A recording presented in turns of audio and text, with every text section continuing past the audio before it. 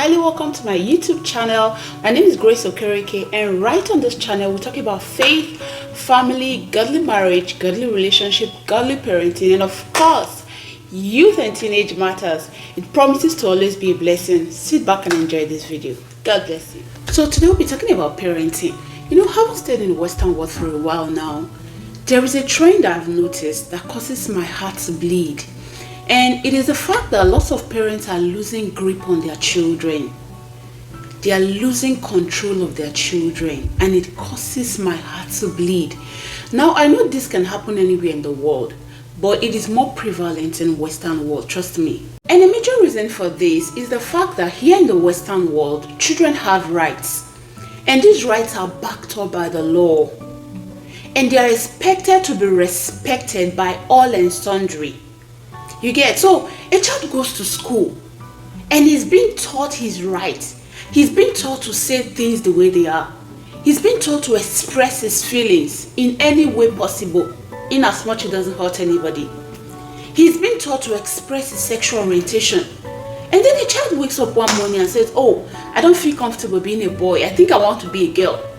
And by law, that child's opinion should be respected. One of the greatest mistakes that most parents abroad make is the fact that they feel that having given birth to these children in the Western world, or having migrated into the Western world with these children, they feel that they've taken these children to the zenith of life.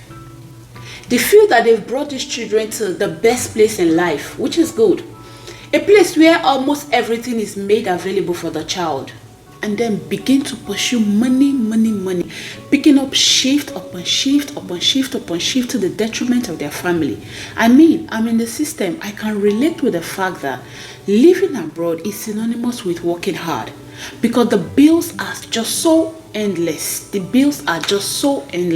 I understand. But then we mustn't forget that the devil is not playing with our children. He's actually out to steal their dreams, to kill their destinies, and to ultimately destroy them. That is why experience, we have to sit up, we have to stand up, we have to take our rightful place in the lives of our children. We have to stand up for them. Yes, I know you love them so much. That's why you get them the best clothes, you take them to the best schools. This is applaudable. But the big question is this: have you introduced your children to God? Are you deliberately and consciously telling them about God? Now, the truth is, every other thing you do for your children without simultaneously introducing them to God is like the icing of a cake. And we all know that excessive consumption of icing sugar can be a problem. And icing sugar can only derive its true beauty from the cake. And now, in this scenario, the cake can be likened to their knowledge of God, which should be the major foundation upon which every other thing you do for your children is laid upon. It won't be a good thing for God to lose out in your journey abroad because you failed to bring up your children in His ways. Let them see you loving and living for God. Because the truth is, as a parent, you can't successfully do parenting without God. You can't successfully do parenting without God. So you as a parent, you need to be rightly positioned in God. And then you live out the life of God for these children to see. Because everything you do as a parent is a message to your children, which will either draw them to God or away from God. Now, let me give you a little story. Some years ago, I worked closely with a teenager, and she said something to me.